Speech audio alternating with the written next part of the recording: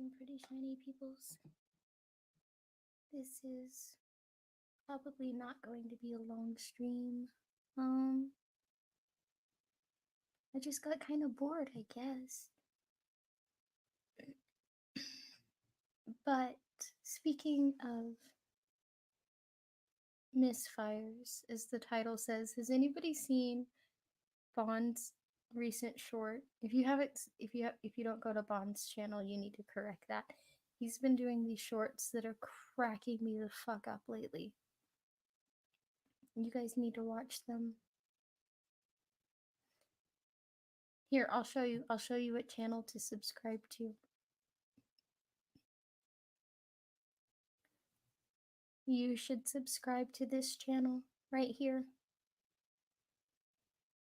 He's been doing these shorts that have been cracking me the fuck up.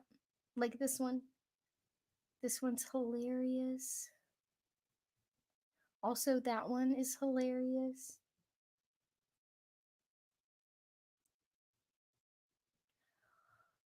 I don't really have a topic.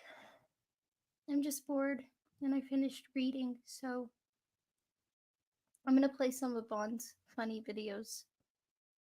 And I want you to tell me if you can ever take these people seriously.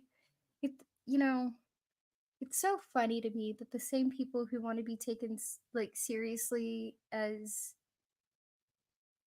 a believer or a Christian or someone who thinks that they know the mind of God or whatever it is, I truly, truly, truly think it's like hilarious that these people want to present this air. They want you to come to them for knowledge. But then they are everything that they say a Christian shouldn't be at the same time. And I don't get it. Like Listen to me. this Listen to person. me very closely, Bob. Listen to me, Bob. Listen to me very closely. Forget about Jesse Kevin. Listen, Bob. Forget about Jesse Kevin. Listen. You old. Listen, you old ass cunt. You're talking about camping. You're talking about. I'm going to listen to me. Listen to me. Listen to me. Listen to me, Bob. Listen to me very carefully. Listen to me. Listen. I am going to run you down, Bob. I'm gonna run you down like it never happened before. Yeah. You can laugh. You can listen to me. I'm gonna run you down. The worst thing you could have ever have happened in your life is to get on my radar. I'm gonna run you down, Bob. I promise you. I fucking promise you. You listen to it. Listen to me. I'm gonna run you down like you have no idea. You have no idea, Bob, what I'll do to you. You have no fucking idea. Listen, you're laughing today. Listen, whatever day today is, whatever day in your life, listen to me, Bob. Whatever day today is in your life, I promise you, you're gonna regret the day that the dude's fucking put his fucking focus on you. You have no idea what I will do to you.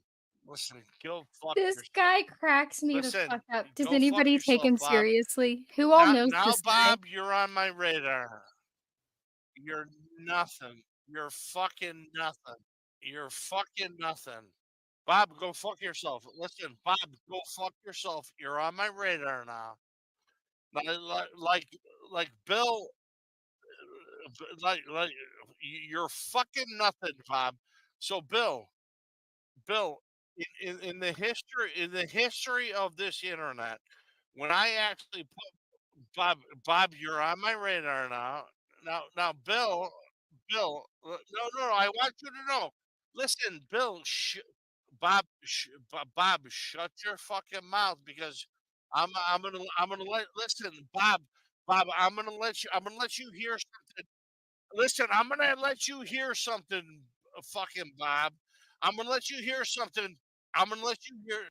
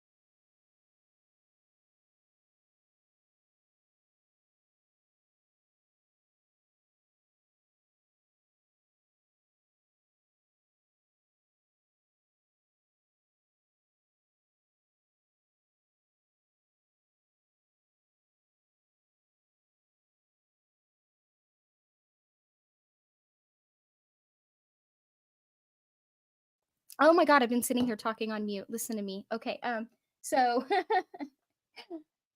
no, I definitely agree, Space. There are definitely some anger issues there. I just don't like it's gotta be more than anger issues. It's gotta be like it sounds like he's not sober at the moment, but even that doesn't explain everything.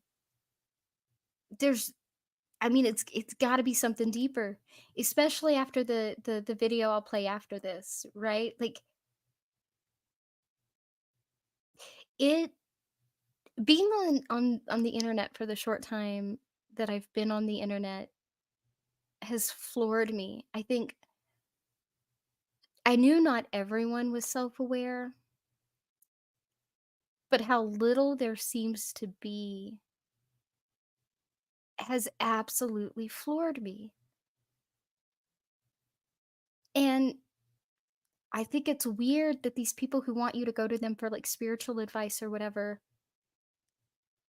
like they are some of the rudest, most indecent people, but they find a way to like sit around in these circles and pat each other on the back as if they hold some moral high ground. And I don't I don't know what you call that outside of either like an extreme lack of self-awareness or just straight up delusion. I really don't know what else to call that. But after this, I'll show you why I say that. Listen, fuck you, fuck you. Shut your fucking mouth, Bob. Because here's the worst thing that could ever happen to you. Here's the worst thing that could ever happen to you. The worst thing that could ever happen to you. I'm gonna let you hear it. I'm gonna let you hear it, Bob. I'm gonna let you hear it now, Bob. Listen real close. Shut your fucking mouth. Hey, Bill. Yay. Hey, Bill. Yep. Bill. Bill. How bad is it for Bob if I put my focus on him?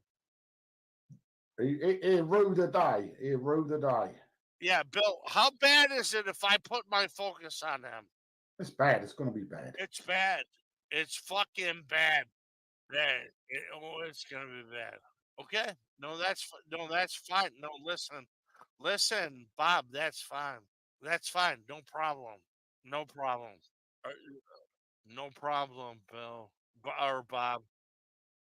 No, you didn't. No. You didn't talk to me reasonably.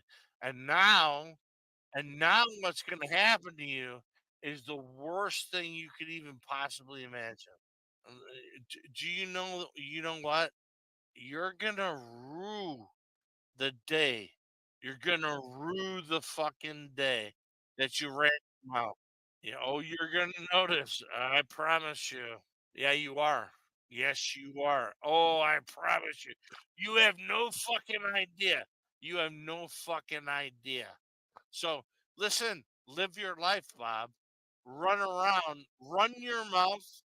Listen, run your mouth, do your thing, and you're gonna find out, Bob.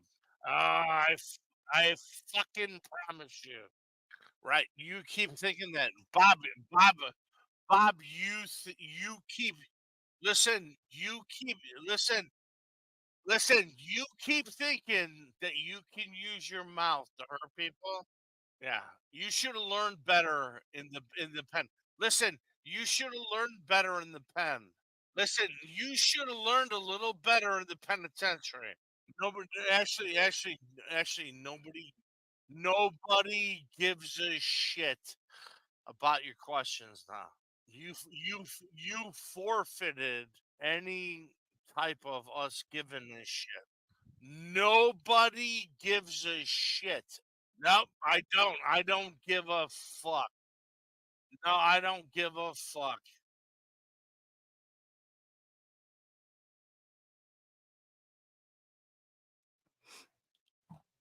That is weird, right? But here's the thing with that.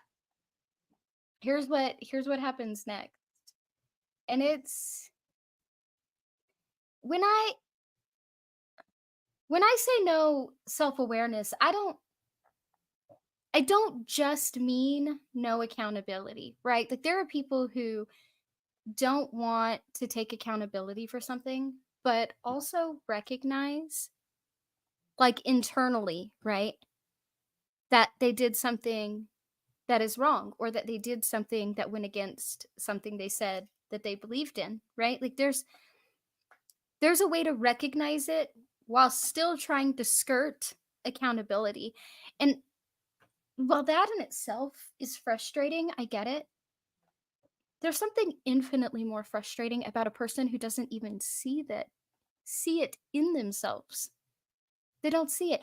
This person right here clearly thought he was brilliant, clearly thought he was better than whoever he was dressing down, clearly thought he could be teaching somebody a lesson, right? I mean, he was saying something he was proud to say. So, why, when somebody says, look what this person said, do you say stupid shit like this?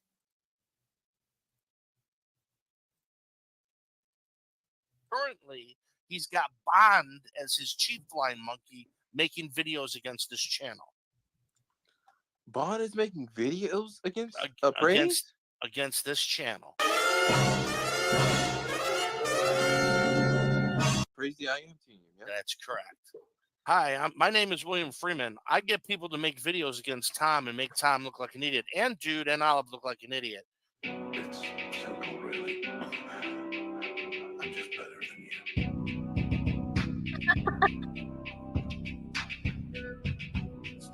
you. Oh, goodness. First of all, Bond cracks me up.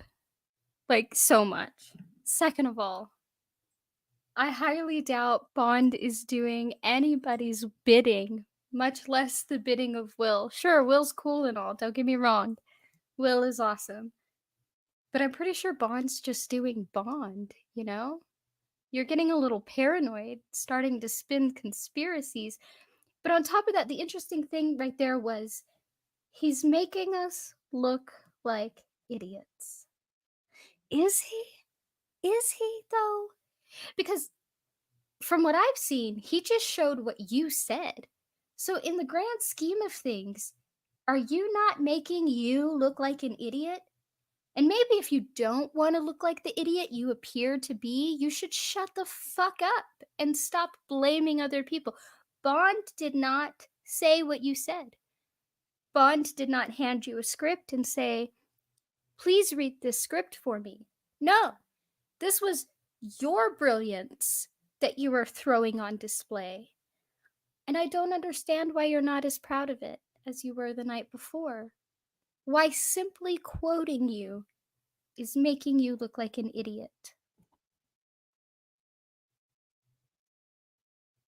If somebody quoted me and I felt like it put me in a bad light, there are any number of things that could happen depending on the situation. One, I would be like, oh, there was something wrong with me that day and I need to examine what the fuck is going on in my headspace. Like, why is there this inconsistency? Or I'm like, no, that was taken out of context. Here's what was happening. I was playing devil's advocate, or I was making this point for this situation specifically, and it doesn't apply generally, or any number of things.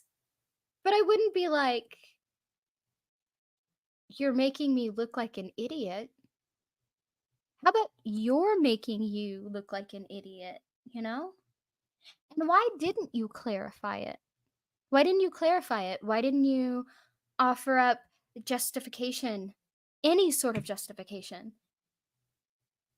It's because Bond's not doing it. You are. You are doing it, right? I don't. How do you take these people seriously? I mean, other than like a case study in what the fuck is happening, how do you take any of them seriously? Cheryl's a fucking liar. Cheryl doesn't misrepresent things she likely didn't understand. She lies constantly, whether she understands it or not. I am convinced that woman is a compulsive liar. She cannot be honest. I haven't seen it. I have seen no evidence that she is capable of honesty or sincerity.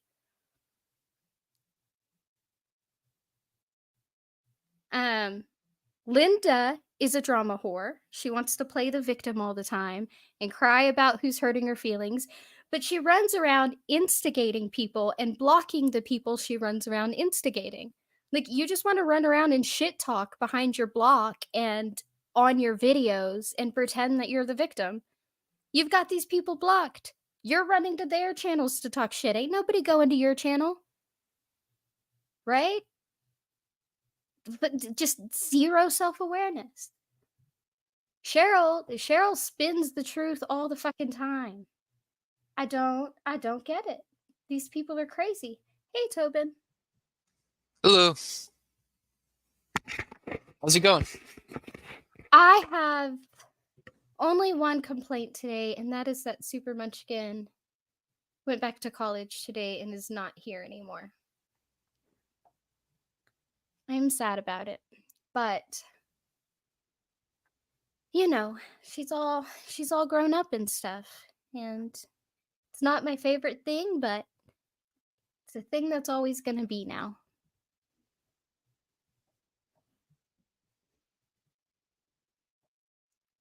Well, for the time being.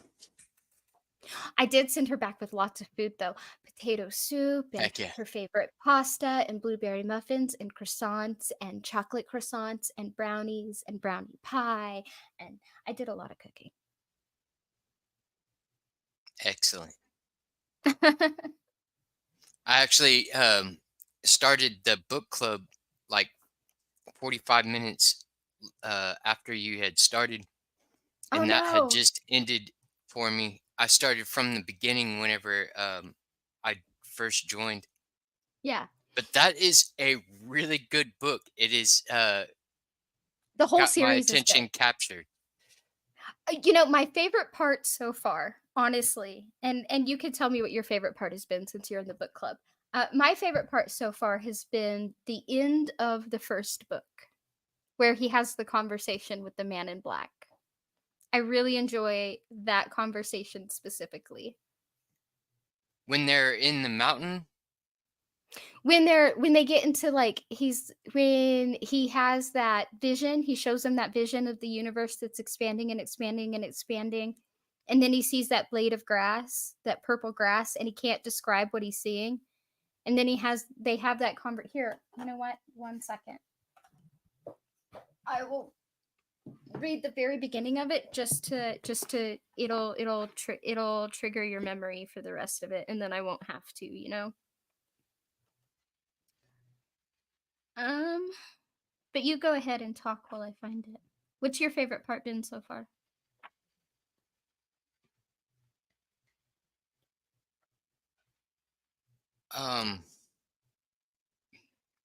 a favorite part of it.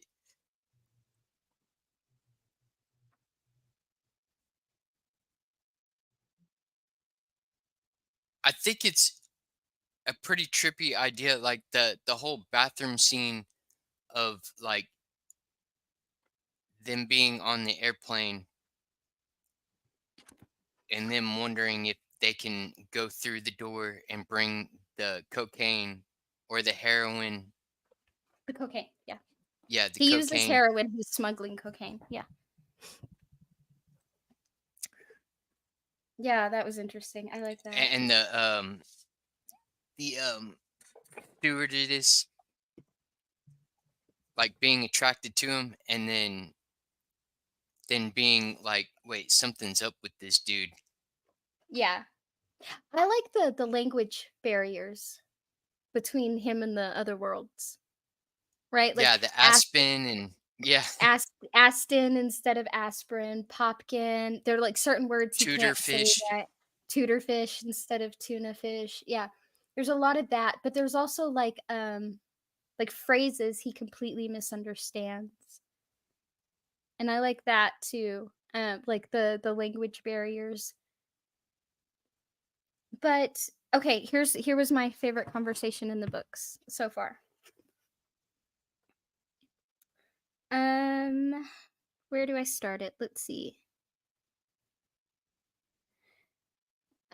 He says, I don't believe that. And to the man in black merely smiled and answered, You needn't. Yet it was so. They made or discovered 100 other marvelous blah, blah, blah, blah, blah, blah, blah. What is the point then? The greatest mystery of the universe offers is not life, but size. Size encompasses life, and the tower encompasses size. The child, who is most at home with wonder, says, Daddy, what is above the sky? And the father says, The darkness of space. The child, what is beyond space? And the father, the galaxy. And the child, beyond the galaxy? The father, another galaxy. The child, beyond yet another galaxy. The father, no one knows. You see, size. Size defeats us all. For the fish, the lake in which he lives is the universe. What does the fish think when he's jerked up by the mouth through the silver limits of existence and into a new universe, where the air drowns him and the light is blue madness, where the huge bipeds with no gills stuff it into a suffocating box and cover it with wet weeds to die? Or one might take the tip of a pencil and magnify it. One reaches the point where a stunning realization strikes home. The pencil tip is not solid. It is composed of atoms which whirl and revolve like a trillion demon planets. What seems solid to us is actually only a loose net held together by gravity. Viewed at their actual size, the distance between those atoms might become leagues, gulfs, eons. The atoms themselves are composed of nuclei and revolving protons and electrons. One may step down further to subatomic particles, and then to what? Tachyons? Nothing? Of course not. Everything in the universe denies nothing. To suggest an ending is the one absurdity. If you fell outward to the limit of the universe, would you find a broad fence and signs reading dead end? No. You might find something hard and rounded as the chick might see the egg from the inside, and if you should peck through that shell or find a door, what great and torrential light might shine through your opening at the end of space? Might you look through and discover our entire universe is but part of one atom on a blade of grass? Might you be forced to think that by burning a twig you incinerate an eternity of eternities, that existence rises not to one infinite, but to an infinity of them? Perhaps you saw what place our universe, and then he goes on and on. You don't remember that conversation? I do. As you started to get, there's been a couple of times whenever I started listening, I had missed a chunk of Yeah. time. And then he's asking him what's in the tower. And he's like, I don't know. He's like, the Dark King is there and this and that. And he's like, these floors are empty. Nobody knows what's in. He's like, what's in this floor? And he's like, I don't know what's in there. I wouldn't even question what's in there. And the gunslinger asks, is God in there? And see, here it is. God, the gunslinger says softly, his eyes gleamed. God has dared. Or the king you spoke of. Or is the room empty and sere? I don't know. Fear passed over the man in black's bland face, as soft and dark as a buzzard's wing, and furthermore, I don't ask, it might be unwise, afraid of being struck dead, perhaps afraid of an accounting. The man in black was silent for a while, and then he says, God, what kind of God? Like, hold on. We get into court, we get into all that. Where does he start talking about the God? And it might actually be before that started, because I think that's what starts the conversation. Is he says, what kind of God would that be?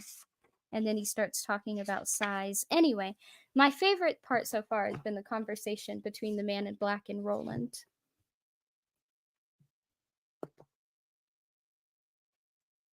Yeah, because he's the one who's got an idea of like what the Dark Tower is and where we're going in a way. Yeah.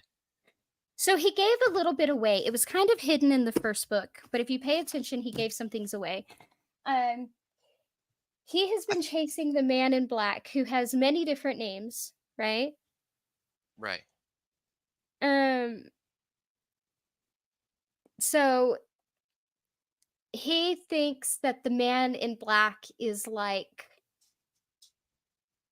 the right-hand man. Well, he thinks the man in black is the big bad guy for a long time. The man in black reveals not only is he not the big bad guy, right? Not only is that the Red King, or the Red Hand, which will later be called the Crimson King. We'll get there. But he's not even the Crimson King's top lieutenant, right? Like, he's not even the right-hand man. He's up there. He's up there. He's getting a lot done for him, but he's not the right-hand man.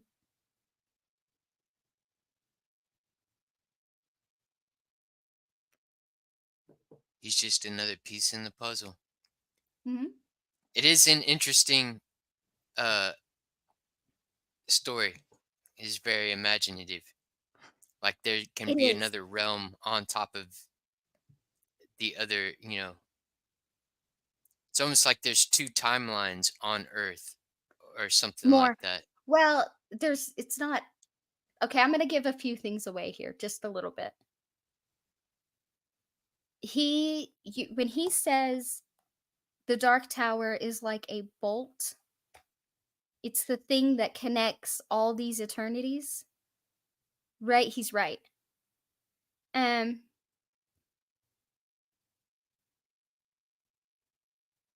So I can't give it away. You know, at the end of all of this, I'm gonna read Child to the Roland Child Roland to the Dark Tower came. Because this is the poem he drew all of his inspiration from, and I still don't understand how he did it. I don't. But anyway. It's a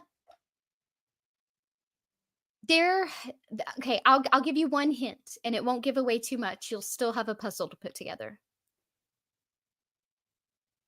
It's not as much about timelines as it is about worlds. They keep using the word alien for a reason. Now, every world, when he's in this world, they were going to the tower. He got there and he was like, "It's the tower." And the guy's like, "No, it's a neon sign, right?" All right. The tower exists in every world, but it doesn't exist as the same thing in every world. And if you it even comes into play, like I said, at like every story he has ever written ties into this world somehow.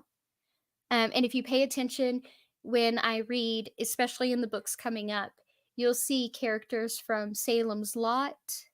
You'll briefly go through the world that The Stand took place in. Oh, The Man in Black is a character in The Stand. could be I'm me. not going to tell you his name, but he is a character in The I'm Stand. here. So, like, all of these things are connected. The Black House and The Talisman are a couple of books that go together by Stephen King outside of the Dark Tower series. The Black House is one representation of the Dark Tower.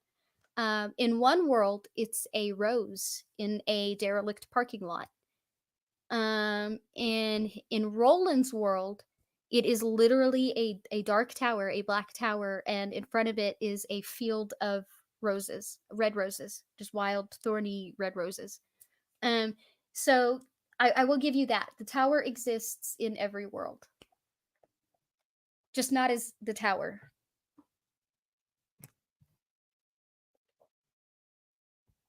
Interesting. And the rest you're going to have to figure out. Even Hearts in Atlantis, which is, if you read that book, it doesn't come across as a horror book. It doesn't come across as anything. As a matter of fact, I thought it was, like the MK Ultra stuff, where they were like testing like mind control and stuff like that. I thought that's what this book was alluding to, and that these government men came and got him. It wasn't until I read the Dark Tower series later, because I tried to read as many books as I could before the Dark Tower series, because I already knew that they would be pulled in. But it wasn't until I read the Dark Tower series that Hearts in Atlantis became a completely different book to me. Because like he just does it that well.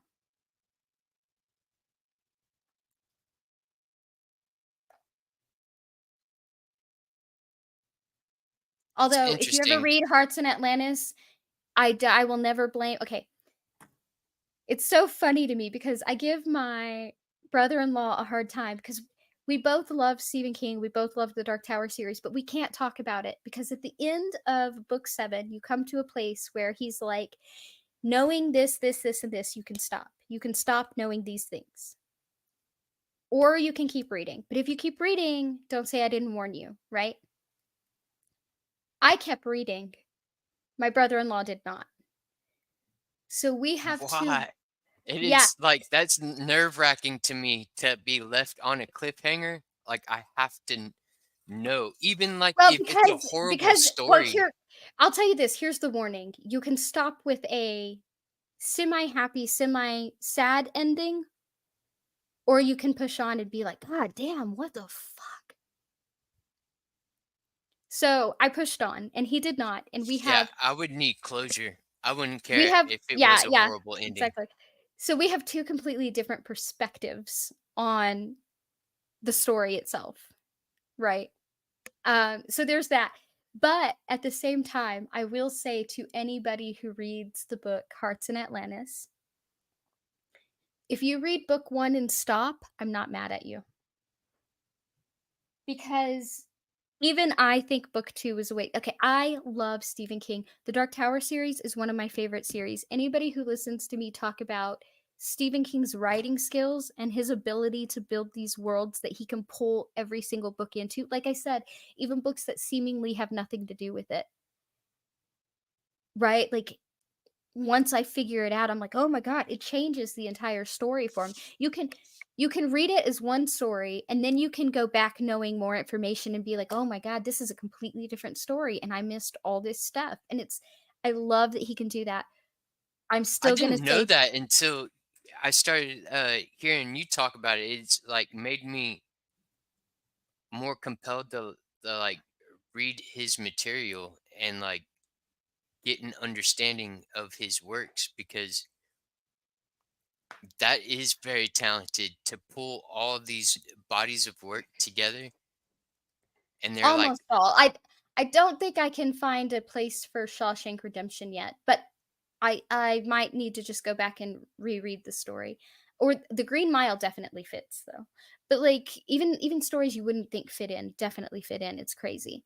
But that being said, I don't befault anyone for not reading book 2 because I myself have read that book and have reread it with a different perspective, and I still think the second half was absolutely pointless to me. I mean, unless you're overly attached to Carol Gerber. Um yeah, because yeah, the second half of the book, I was just kind of like, this is dumb and meaningless, and I don't care really. But book 1 was awesome.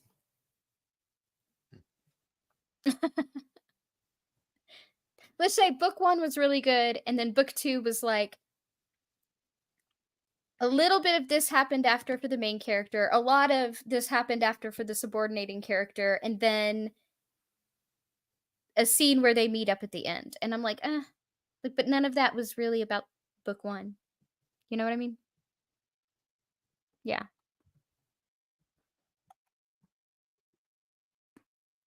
I guess because there's no Ted, and Ted made all the difference.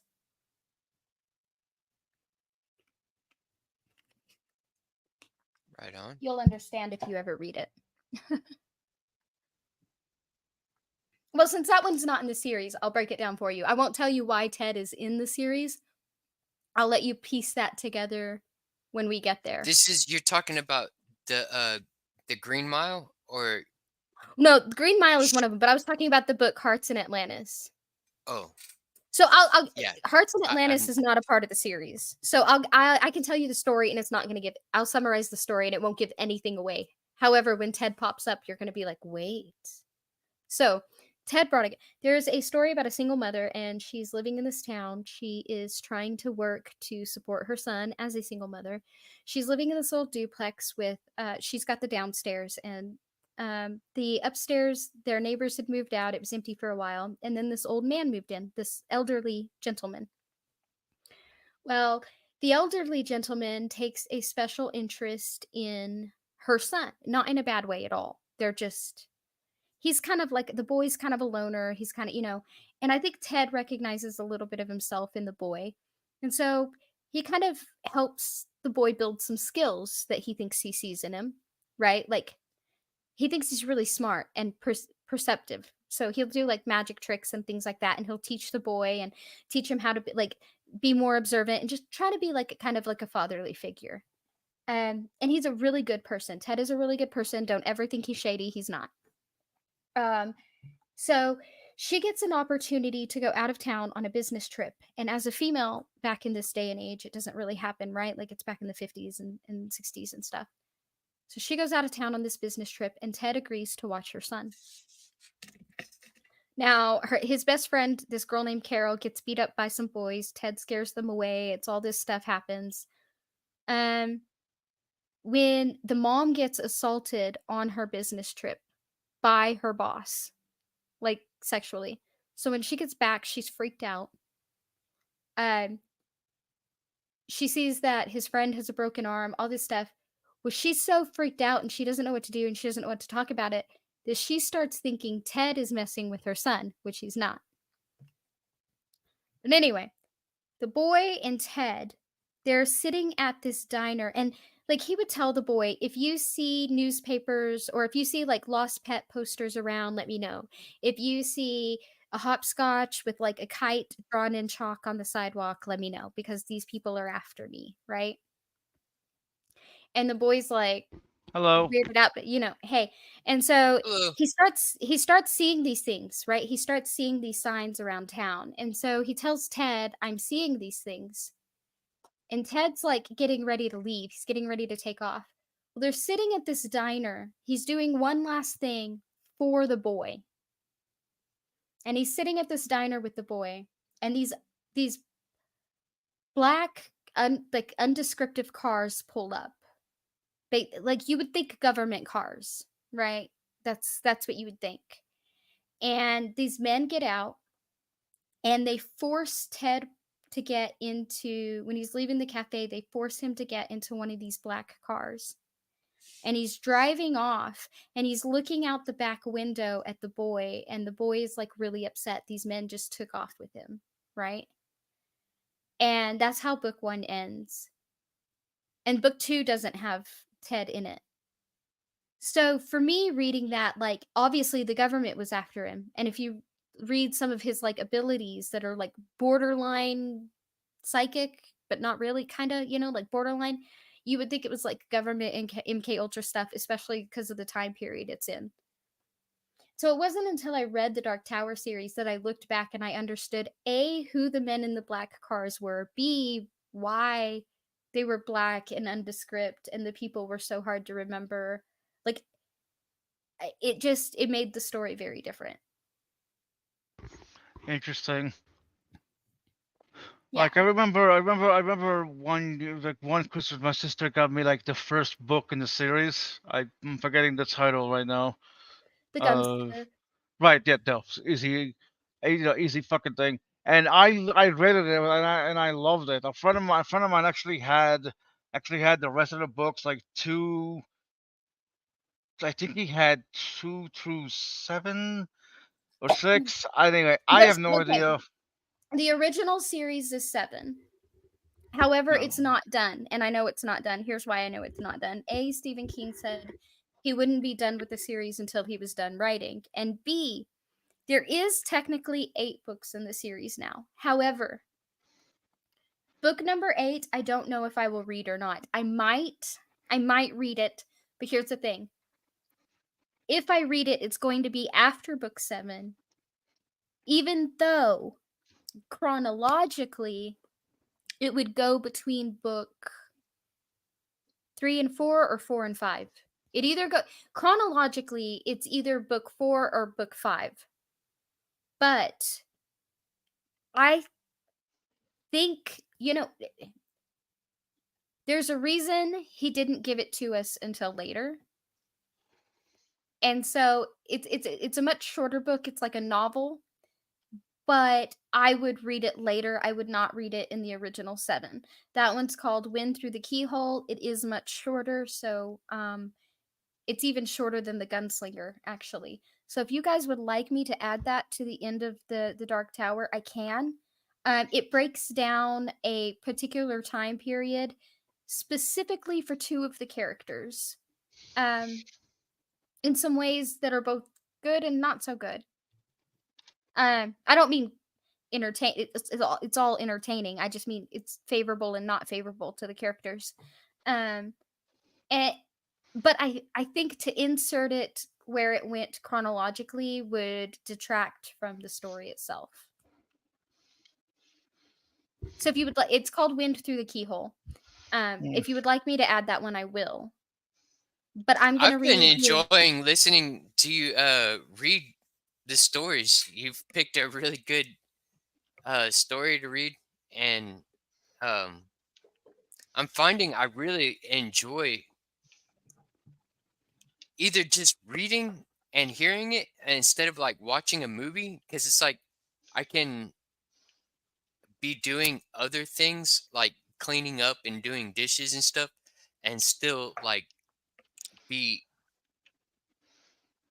you know, having being entertained by a story. Like movies, if you're not watching all the time, or TV shows, there's bits and pieces you can miss because it relies on the visual intake. But if you're just listening to somebody tell you the story, it's you can just picture it in your mind. It's all Imagine it. about the description. I really like that. I also like doing the guided meditations. There's like people online that tell stories and take you on a guided meditation. Those are You know, fun. I never could clear my mind, and I never could quite focus You're not without supposed to. having right, and I never could focus without having rabbit trails. And so, my favorite meditation, and this sounds like the opposite of what would make other people comfortable, and that's fine. It makes me comfortable. So, I start small. I start like really, really small, like the sand and the pebbles and the grass and the rocks and and I just the flower, and I go all the way up the trees and then the clouds and then the universe.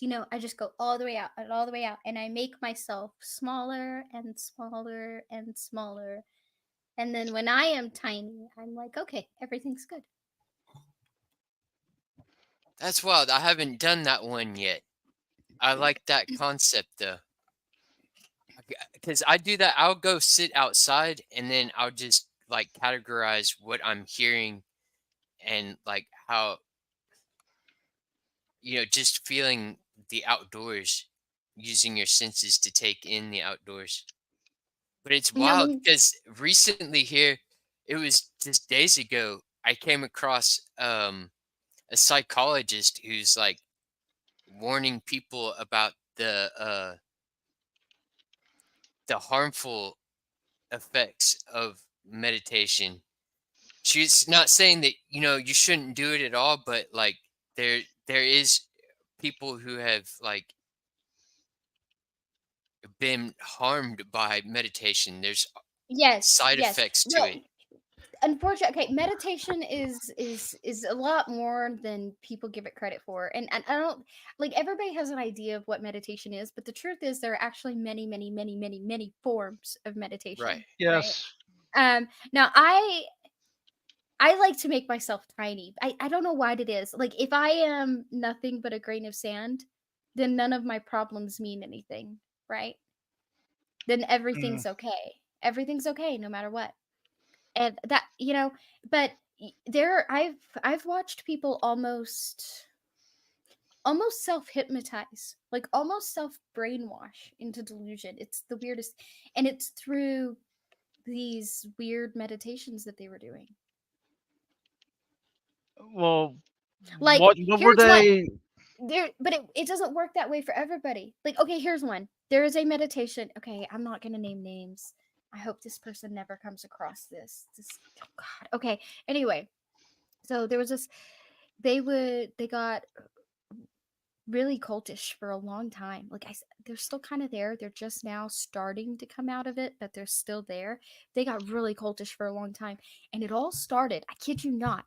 It all started when they were like, "Do you meditate?" And I was like, "Yeah." They're like, you should try this meditation. He did this weird thing where he had like this mirror and this candle. Hold on one.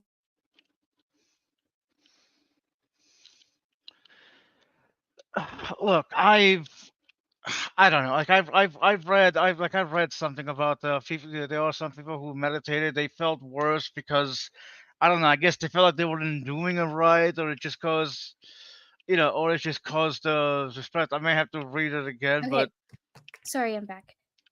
Yeah, so anyway, he was like, you gotta put the mirror in front of you, and you gotta turn out all the lights. You gotta be in a really dark area. You gotta light this candle, and you've got to look in the mirror. You've got to like clear your mind. And you've got to focus. You've got to stare in the mirror, and then eventually, like in the reflection, you won't just see you. You'll see like your ancestors, and What? like it and yeah, and like Oh he was shit! going on like he was going on about like all this stuff, and then like it wasn't too long after that he just started getting like really really really like culty and into some like crazy shit, and I was like, what the fuck is happening? Like, don't do I change your meditations, buddy. yeah, that sounds like he got the wrong, or like, I don't know. There are a lot of meditations, as you say. There's obviously walking meditation, or that's the only one I remember off the top of my head. But there are a lot. Oh no, sorry, walking, grateful, mindful. There's a lot. And as as I said while you were away, like I've read about some of the negative effects from meditation. I personally never experienced them. I have used meditation a lot over the years. It's actually how I was able to, calm myself over the years, because a certain person recommended it. I won't mention who because you already know. But aside from everything, how it went down, I did like meditation, looked into it, and they did help. Like, I know people say it's not for everyone. I've talked to people who's like, well, I tried it, but it didn't go anywhere, so I just stopped. Like, it doesn't. It's not going to show result like one or two times afterwards. Like, you gotta keep doing it. And yeah, I know people are like, it's discomforting. Yeah, okay, I get it, but do you like? Mm, no, I think it's one. I Okay, don't know. my favorite description of meditation was from somebody. Okay, granted, they were simplifying it. I get it because I was a very young child. I get that they were simplifying it, but it's something that stuck with me. And I had asked someone, "Do you pray?" And this was somebody I considered very very very spiritual. And he said, "No, I do not pray." He said, "I meditate." And I said, "Well, why do you meditate?" And he said, "If prayer is talking, then meditating is listening." I see. Well, that's such a huh. Yeah, actually, I would agree with that. I'm not even Like religious, and I that, agree with how that. I came across meditation. Like I came across meditation and started taking it more seriously because of doing the cognitive behavioral therapy, Yeah, that's a big and one. it was given to me as a tool to as an exercise, and the idea wasn't to clear your mind or to get rid of your ego, and it's just to use it as an exercise that every time you find yourself, thinking about something else, you bring your attention back to your breath, or, to, some people will use like the candle flame, and you stare off into the flame. You have something that's a visual, or like the walking meditation that you were talking about, Sparkles. There's Like even like just you're guided like meditations, right? Yep. supposed to just bring your, yeah, those are fun too, where you're just supposed to like bring your attention back to that thing, and that's the Or exercise, is well, like that or you even find your yourself, your mind wandering, or and well then even you your bring it back. well no, I mean there's some guided meditations that won't let you, right? Like you don't have a chance to wander. Like they're like, okay, I want you to breathe in like fully, fully, fully, but don't breathe out fully. And do this for like 30 seconds, right? And then hold your breath for as long as you can. Like, and you Yep. can get it's crazy how far you can get when you really start practicing this. I've seen people get up to like 3 minutes so far. Anyway, and then you release your breath, and then he'll be like, okay, while you're holding your breath, so that you're not thinking about it, Divers because you do know, this. right. So while you're holding your breath, right, so that you're actually not actively thinking, I'm holding my breath, right? He'll be talking to you the whole time, and he'll be like, okay, now focus on your heart rate.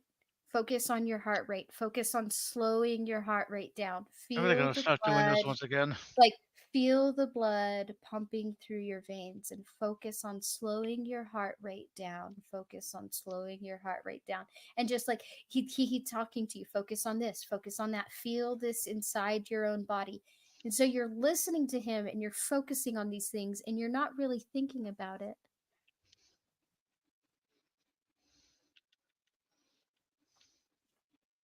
I don't know. It's hard to explain, but they will guide you in ways that you don't really have a chance to wander sometimes.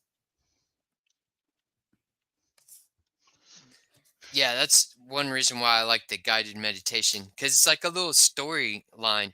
Like there's one particular woman I listen to, and she has like the witch's cottage story, and you go through these, like, she just talks you through these little adventures of walking through woods or along a lake path, and you go to this cabin, and there's these witches, and they like Can you take post that care of channel? you. Can you post Post that what channel, channel? please? The channel of the woman that he's describing guided meditations Yeah, of. I Oh, can. Here, let me Thanks. find it real quick. It is kind of fun. It's, I don't know, just relaxing.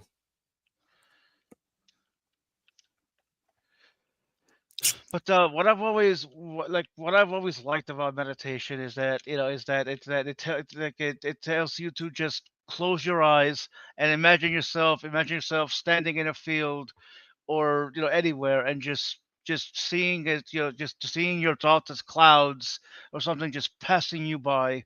Just I can't do those. I wish I could. I wish I could, because if I listen passively, they're describing such beautiful scenery. My problem is, like, they're like, close your eyes and imagine yourself here, and then I will start, and it will be beautiful. And then they start inserting themselves, and they're like, imagine this, and I'm like, A, I already have. B, you're fucking up my landscape. C, I need you to shut up right now. Like, well then, I can't do it. well, hold on, Pixie. Here's an idea for you. Like start the video until you have your landscape, and then pause it. There you go. Problem solved. I'm like, man, I had this going, and now you're fucking me up. I'm like, you just ruined my landscape. What if I didn't want a fucking river there? What if I wanted a babbling brook, bitch? I need you to shut up. I don't know. All I know is that the human mind is very, very powerful. If trained well. I mean, oh God, I'm gonna butcher his name. The Iceman. I'll just call him the Iceman. William Look at Hoff. what he. William Hoff. Thank Wim. you. Hoffman. No, Wim. Wim Wim Hof. Hoff. Wim Hoff. Yeah. The And there's point some. is, well, no, I was going to say the point is that the man did something extraordinary that few, if any, people have done. Like that man has been moved through more scrutiny about it about his abilities than anyone. Now, speaking of, yes, he has been subjected to, not just him, but pupils of his. Yeah. I will say Wim Hof is the one I was talking about when I said breathe this way and Yep. then hold your I breath. recognize it. I recognize it. Yeah, focus on your heart rate, focus on the blood. Yeah, that's in the Wim Hof techniques. Yeah. Yep.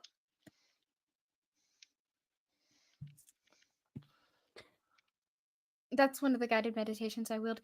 But I'm not really typical. I don't like, I struggle with things that are supposed to be positive to oneself. It actually is very Which is negative to weird. me. I'll be honest. It is weird. Like self-affirmations, I can't do them. For not just because they're awkward, but because I actually feel worse after. But there's nothing about them that makes me feel better. It actually makes me feel worse. I can't, it's not a thing I can do. I think what it is because your mind is so logical that you question them. You can't you just I don't know, you're unbrainwashable or whatever the fuck. See, you gotta make positive information is basically just a way of being. Well, it could be seen as a way to gaslight yourself and hypnotize yourself, but at the same time, it's supposed to show you that, that you are a person deserving of love. So it's very strange, honestly. It's very strange. I don't know. I just can't do them. And there's some strange ideas in the meditation world, like you're talking about earlier, clearing your mind and like making it to where you don't think or you don't have emotions about Well, things no, and like that kundalini and all that's this crap. Well, that that's more from the like Taoist philosophy meditations. So, but Taoism is a pretty unique philosophy. And okay, if you have trouble with Taoism or understanding Taoism, there's a wonderful book that was made for kids. I gave it to Super Munchkin a long time ago, and it's called The Tao of Pooh. And it uses Winnie the Pooh characters to explain Taoism and some philosophies around that time. And the that's character just precious. Wish I it would have is. read that as a kid. You know, they have Piglet that represents something and Eeyore that represents something. And Pooh represents Taoism. And the reason they use Pooh to represent Taoism is because the philosophy is just be.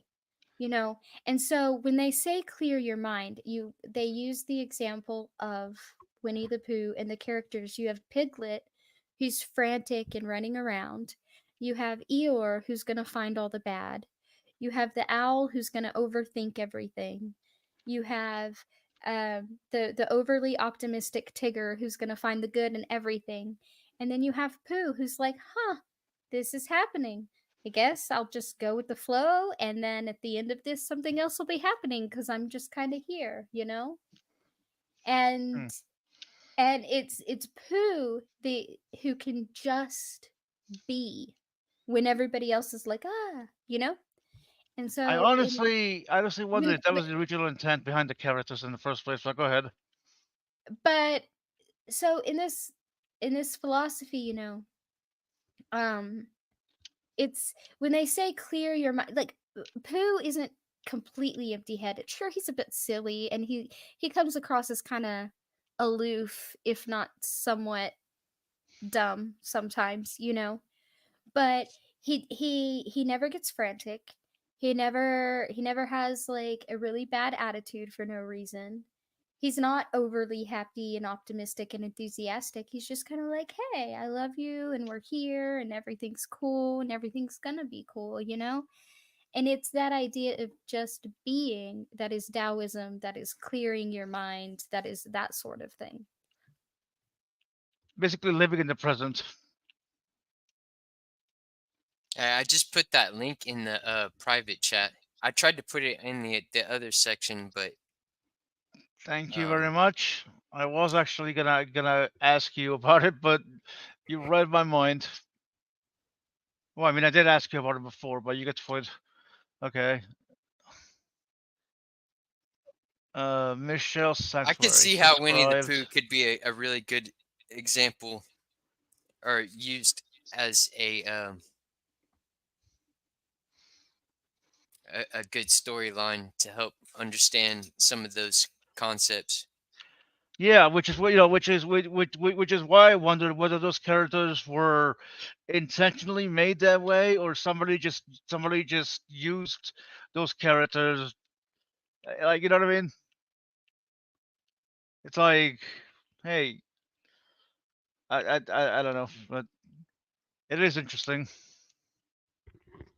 It could be. We watch so many things without understanding their intent. Yeah. For example, Mm. despite the Cold War, despite McCarthyism, despite the Red Scare, what a really, really popular cartoon was communist propaganda.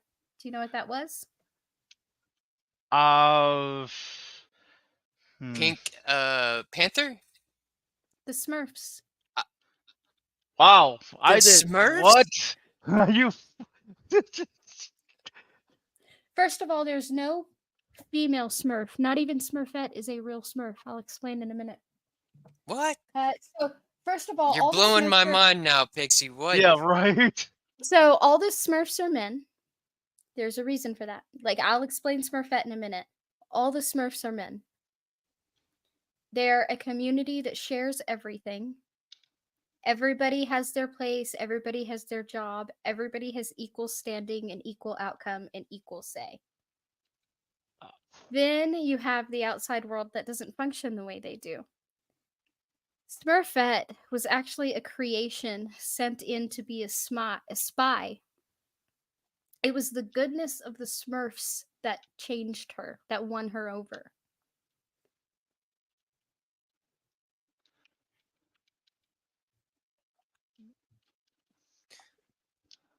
So That is is a Gargamel a representation of capitalism?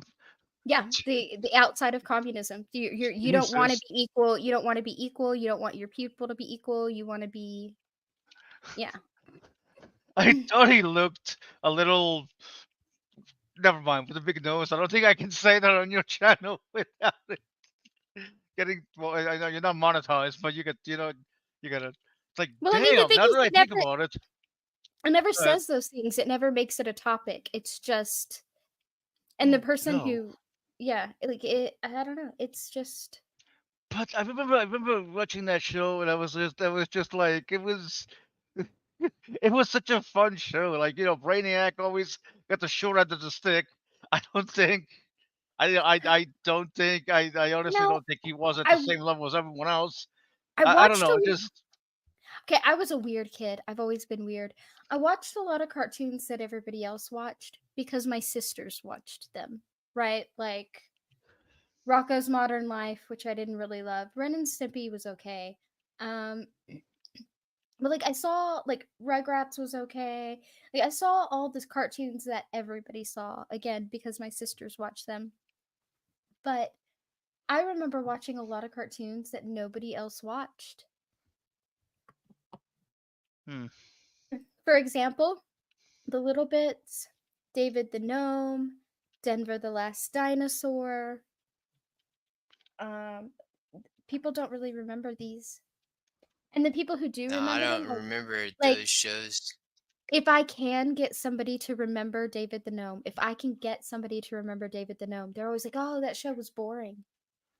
No, it wasn't. I fucking love I that show. think I The, remember watching that show in Italy. the I ending of wasn't that here. show, the ending of that show was actually very sad, kind of, because the old gnomes they die, but they don't. Well, they die, but they don't die. They turn into trees, which is a whole different thing. But anyway, and David always rode on a fox. You just made me have a flashback of a cartoon, but I can't remember the name of it. But there was like a little boy, and like he had a flower that was able to talk, and like he had like a net, and he would catch comets and fly. Do I y'all have remember that shit? no. I don't know what I just remembered, but Here's another thing that makes me weird. When I say, what do you think of? huh? When you say what? Because you cut out. When I say Nemo, Nemo? yeah. When I I say the word know. I don't. Nemo, Hold on. I think I know the one you're referencing. You're referencing Nemo, where he's on a flying bed going through dreams, right? how did you know that? That's who I I don't think. know. Ever, I just ever. I it's something I came across years ago, and I Okay. just remember. When I I just never say read the book, but no, it's not even a book. It's not even a book. It's okay. You know, like the kids show. I say when I say kids show and Nemo, what do you think of? And everybody's always like Finding Nemo, the fish. But for me, there was this show when I was really little. Like I said, I always found things that other people didn't. Like a show called Cayena from Poland, but I found an English version and I loved it. It's like Disney, but it has like political and religious undertones. Anyway, interesting. it loved it. Anyway, so but I found this. There was this show like everybody. There was this show called what was it called? I think it was called like Nemo, Little Nemo. I think it was called Little Nemo. Yeah, it was. and something like that. Anyway, and it's a boy named Nemo, and he has a flying squirrel. His pet is a flying squirrel named Icarus. And in his dreams, yes, his bed, he flies on the bed and he goes to this place called Slumberland with King Morpheus. And the crow Flip gets him in trouble because they released the nightmare thing. Wow. Yeah. And so when somebody says Nemo, I think of like this little boy flying on a bed. Like I don't think of the fish. So I'm weird that way too. Well, I mean, but see, when you ask somebody, if you say TV show and Nemo, there should be the clue should be in the it show. You know, people think of the movie, which It is a movie. That's what I'm saying. So no, Little Nemo is a movie oh, well, that I watched as a kid. It's called Little Nemo Adventure to Slumberland or something like that. I'm gonna look it up right now. Hold on, I'm gonna show you the picture. Google search. It is a trip though, like how uh storylines get added onto, and people almost respond to different books and stuff and then write their own story to take it in a different direction, kind of like Yeah, how Stephen King has like a common thread through his stories.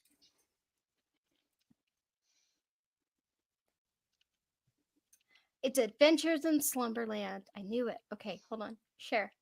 There he is. Do you see him? Right there. He is a pet squirrel. yep. There's Icarus. There's Icarus. There's Flip. Flip turns into like a crow thing. There's I never saw that one. There's the princess of Slumberland. That's the daughter of King Morpheus. Yeah. Oh my god, I had to have been like 4, 5. Anyway, I was so young. I am so old now. Look, see, he's flying on the bed, and he had the nightmare with the train. The train. I remember that. There's King Morpheus.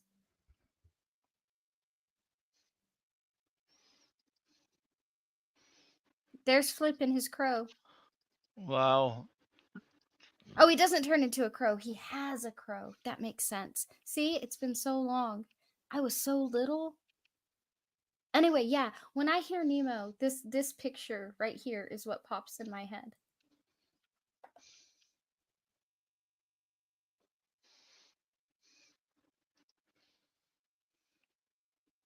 That's the nightmare thing they released.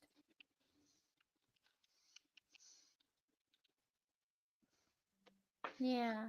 Oh my god, I was so little. Anyway, that's that. It's wild. I know, right? I It looks remember like all a these good one. weird things. I remember all these weird things, and people are like, "What?" And I'm like, "No, never mind. I give up."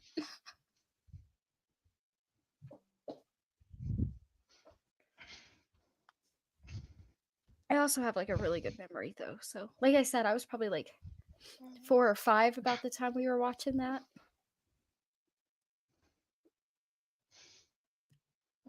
Running around my living room listening to Fantasia while I cleaned.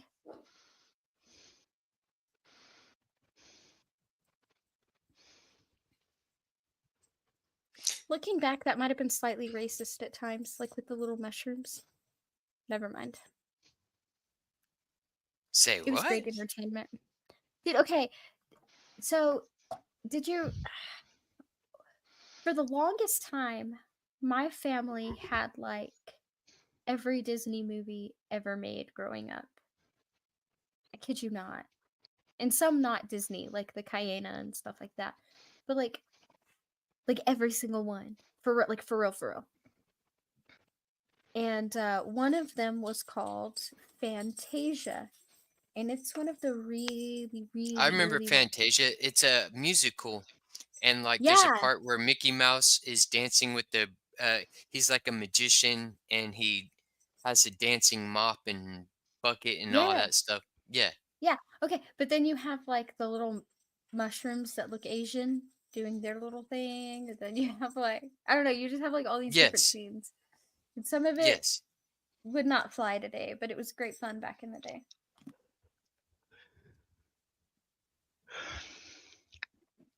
I'm old, okay? I'm old.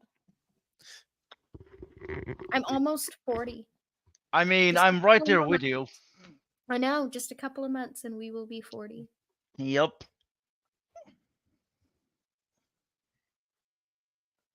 Yeah. I pretty much feel the same as whenever I was like in my 20s or 30s. Actually, How old are you I would again? say I'm 43. Oh, damn. I thought you were younger. See, it's not like I feel old, right? It's just that like I go into the grocery store and I'm like, hey, I listened to that song when I damn it. You know? Or I'm like, shit, my kid is in college. Like my kid has Yeah, a whole that's the house of thing built that out. that is trippy is like my kids, my oldest is my oldest turned 21 this year. Yeah, see? I Yours did isn't not know you only an had adult. kids. Like, holy shit. Yeah. Yours isn't only adult. They've aged out of everything. Like people think like 18 you're an adult. That's the last hurdle except for drinking. That's not true. Do you know what else you have heavy restrictions on until you're 21? Anybody? I want to say there are some other restrictions like you could go to jail. Like that's another Any thing that like No, any large inheritance amount. It is actually governed oh if you are it is actually governed by the gift wait, is it the Gift for Minors Act or something like that? Anyway, if you are under the age of 21, even if you are 18, if you come into a large inheritance, you can like have somebody hold like you can hold it in an account, but you don't technically have access to those funds except through a guardian until you're 21. Unless it's specifically stipulated. Like it's like a whole thing. Like you have to go through like all these hurdles. Like just base layer, if I said I give you like all my money and it happens to be like 50,000 or I leave this account to you and it's $50,000, Major Gifts Act. That's what it was. Like Major Gifts Act for minors or something. Anyway, yeah, like you would technically have to have a custodian until you were 21. Wow. Not necessarily a guardian, but a custodian for the account. Yes. Yep. You have to be 21. Okay, if you're under 18, you have to have a guardian. But if you're under 21 for an amount over like a certain amount, you have to have a custodian if you're not 21. Most people don't know that. no, Most people don't inherit that I young. didn't know that. I didn't really think about that. I've never had a large inheritance. It's like Major Gifts Act for minors or Minors Major Gift Act or something. I can't remember it exactly. I'll have to let me Google it. I work with it a lot. I don't know why I can't tell you. Probably because we work with a lot of acronyms, right? Aw. Yeah, he's whining. He'll get over it. Uniform Gift to Minors Act, UGMA. That's what we call it. Anyway.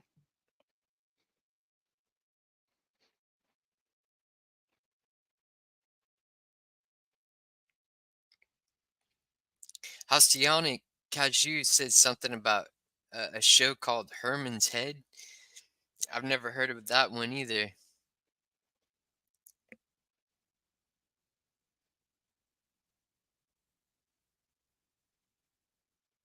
I remember Pee Wee Herman. Sorry with my boring random facts over here about age restrictions. Yeah.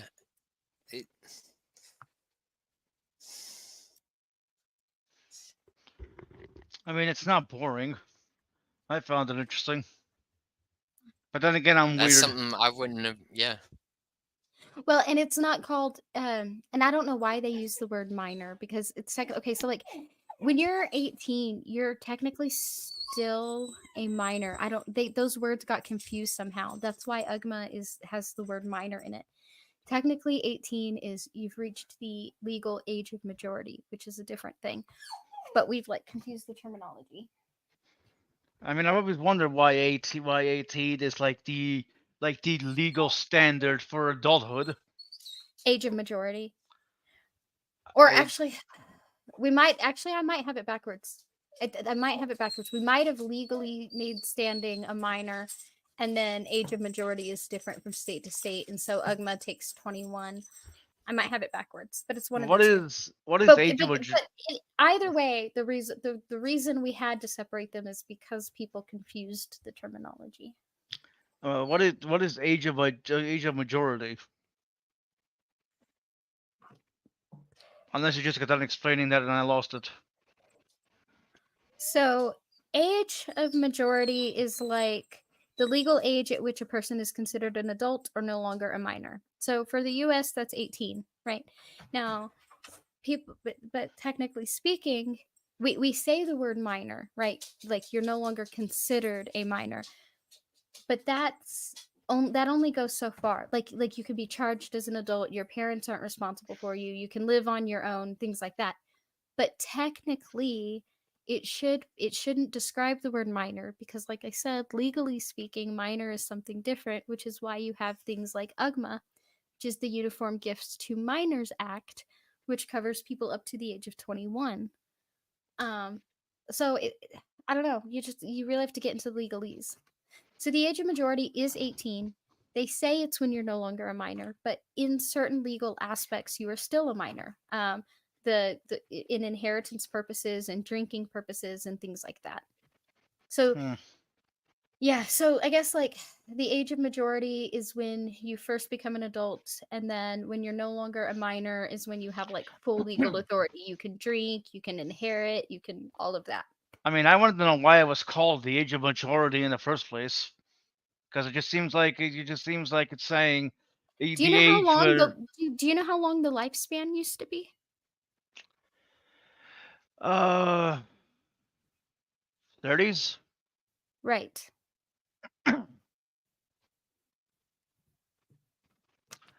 Although there have been many cases throughout history where people have lived in their 70s and 90s. Mm-hmm. Well, yeah, we are living longer now, Well, no, supposedly. No, I'm talking about he in the means past. he means they had people that lived in their 70s the way we have people that live in their hundreds. Yeah. I mean, Yes. Socrates lived until he was 70, until he killed himself by drinking. I forget the poison name now, but that was because he Hemlock. was. Thank He you. drank hemlock, but that's only because they had ordered his execution. Yeah, But a lot of people did die at like 30 or 40 years old. That was like the average lifespan. Mhm. Although there were some who did live past that. Well, I mean, you also have to think about what Socrates was. Now, I love Socrates. I love that Socrates was Socrates, but Socrates was a philosopher. He didn't do manual labor. He wasn't. I mean, he may have tended some crops at most, right? Um, but he was not. He didn't do battle. He was not a laborer. He wasn't toiling away. His job was to think, and I think in that specifically in that day and age when things were what they were, that probably afforded him years when you think about it. Yeah, I would agree.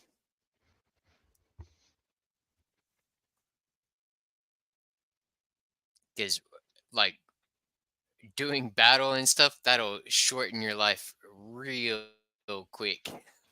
Well, I And mean, then working out in the hot sun and doing yeah. field work and So stuff like that and building so will things. hard yeah, so will hard labor. I mean, Yeah. Yeah. one too many concussions, one too many falls, one too many sunstrokes, one too many, I mean, a laborer I mean, even just the toll that like can you imagine like even if you had oxen that helped pull things, a lot of that farm work was incredibly manual. Back like back breaking labor, right? I mean, if you do that day in and day out, you're gonna at some point. I mean, without any of the modern conveniences that we have now that we take for granted now, at some point you're wearing your body down a lot faster. Especially if you don't have access to nutrition, if you don't have access to medical care, if you don't have access to a vehicle or something that can pull for you, right? I mean, something as simple as like cutting the crops. People now just drive a tractor, right? But these are people going through entire fields with swinging reapers, you know? Like it's a Putting lot. blisters on your hands. Man, it's a lot. Yes. It's a lot. And when you're doing, like I said, when you're doing that with not only no convenience, but no medical care, no access to proper nutrition, no any of that, like you are shaving years and years and years off your life. And so I think for someone like a philosopher to be old would be expected, but how many farmers got old? How many soldiers got old? How many, right? Like how many moms got old? I doubt very many of them. I mean, Socrates, his wife and children was still alive, but they actually watched him die. Right, but So they weren't laborers either. no, So I'm but saying she was.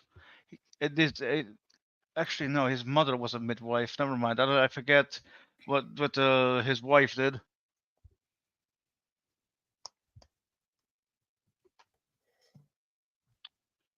um, Also, Socrates did join the army when he was younger.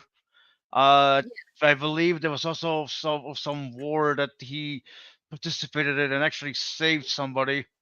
sure, but had Socrates grown up in Sparta Well, yeah. instead of Athens, believe it or not, as rough as Sparta was, I had a really good history. Okay, you know my sister is a great historian. So Yes. we did a thought experiment one day, and she said, "I'm going to do it with you guys. Would you rather have lived in Spartan or Athens, and why?"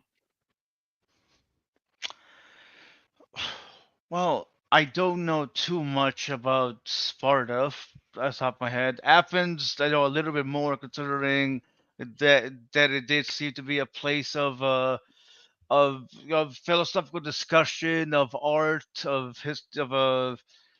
music, of just basically culture and wisdom and all that. Now, Sparta, on the other hand, from what little I know, was definitely a warlike culture. And there's the whole meme. This is Sparta. I know it's always an ancient movie, but it's Right. just So uh, naturally you would lean toward Athens, right? yeah. I said the same thing. What about you, Tobin? I'm gonna go for Sparta. Fascinating. Here's something interesting. She made her students do this, and she made them defend their answers. Here's where I got particularly surprised. She said, "I would choose Sparta." And knowing she's a history buff, this surprised me. So I said, "Why on earth would you choose Sparta?" And she said, "Okay, you think Athens is this great place, right? The birth of democracy, all of this stuff." And I said, "Yeah." She said, "Sure, if you're a property holding male who had a vote." She said, now, I want you to think Sparta may look rough, and it is. It is rough, right? You are war, you are defense. That is what you're born for. But women not only have independence, they have authority. Women have equal rights to men. Now I feel sexist.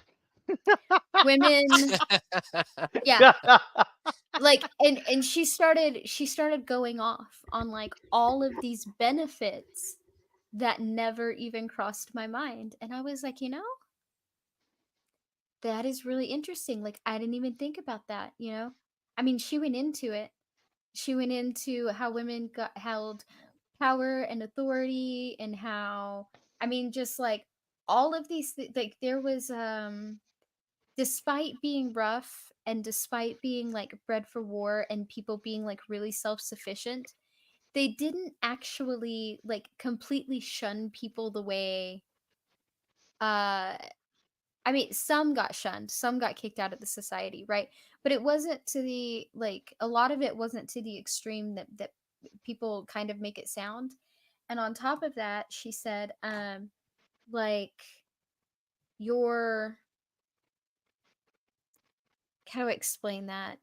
Like your status, like that you earn, right? Like it's it's a merit based system. Like it's a true merit based system. Like there's not gonna be Hmm. like favoritism anything. Like for example, if the king is away, um you would expect his wife to have authority, but his wife can lose authority really quickly, right? If his wife maintains authority, it's because she has earned it and she has demanded it. Right? Like it is like egalitarian across the board. Um I don't know, and she just went into like all these like I said, she just had like a lot of benefits that I never considered and I was like, "Ah, that's interesting."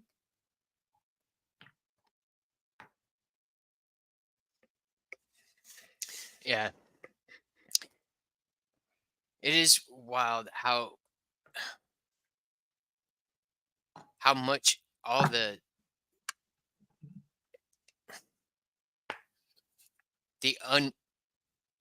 unequalness that has like been so prevalent through um civilization, like since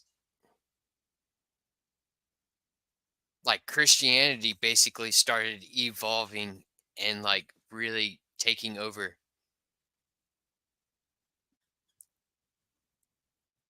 Like there used to be so much culture that had goddesses, and like women had much more of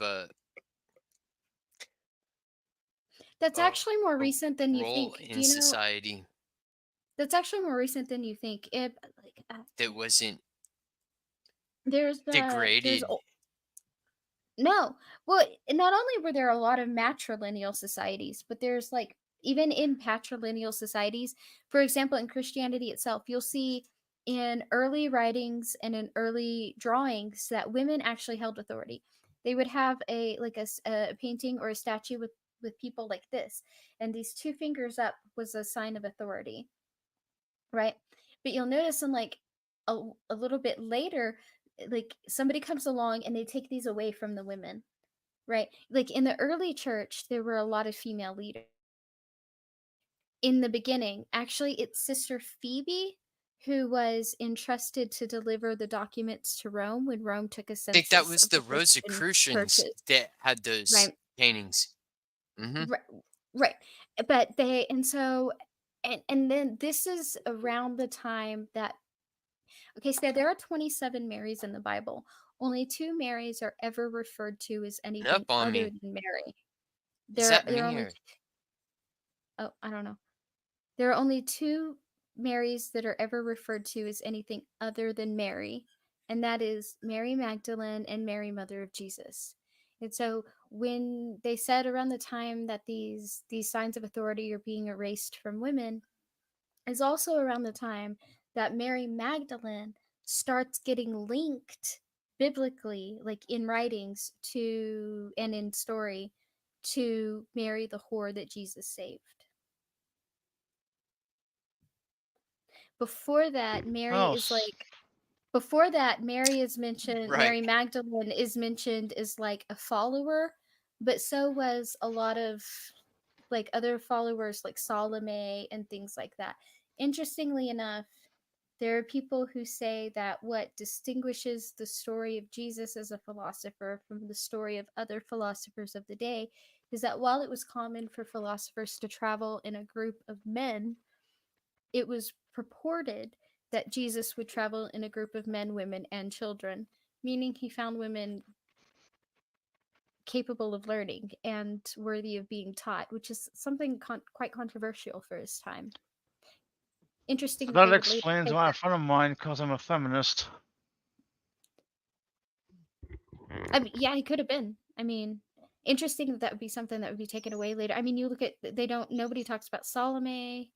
Mary Magdalene is the whore that he saved. I mean, nobody talks. Why was Phoebe? Why was Phoebe the one entrusted to deliver the documents to Rome? Right? They don't want to talk about these things. Nope.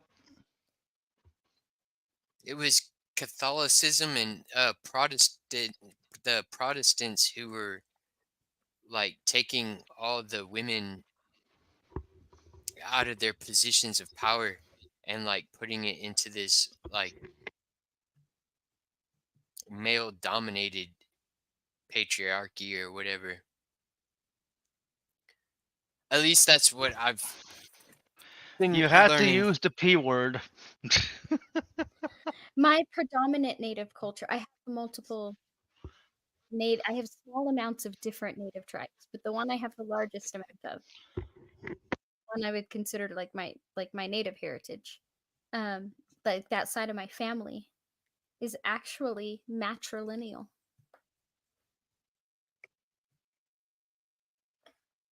Natural lineal? Matrilineal. They trace their heritage through their mother, not their father.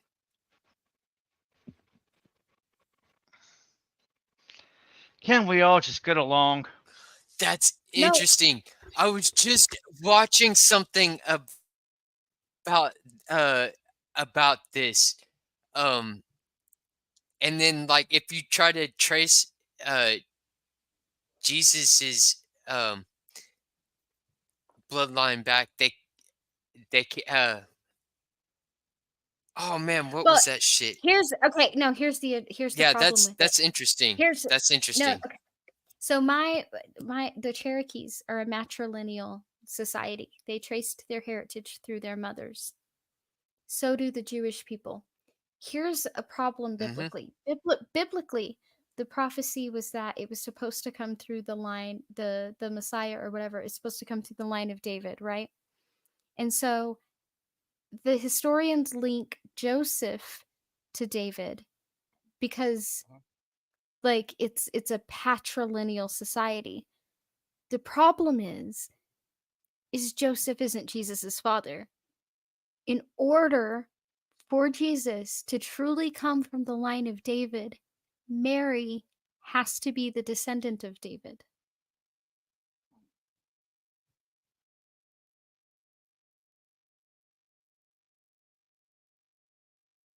And was she?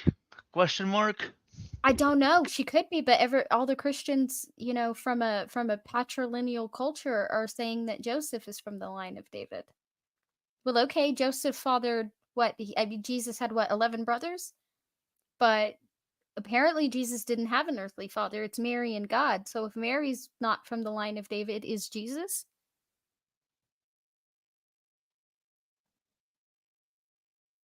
I mean, he's adopted.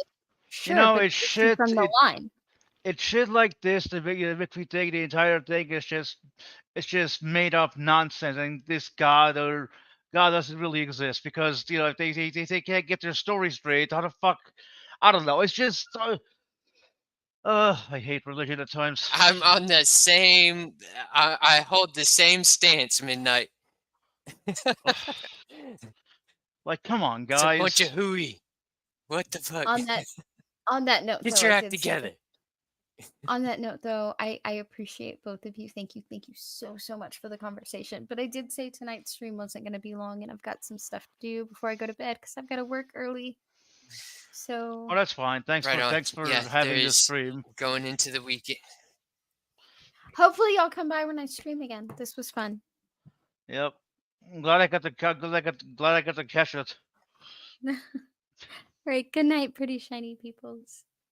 Well, I am pretty shiny. Good night, y'all. Later. You're great fun. Later days, Thank Tobin.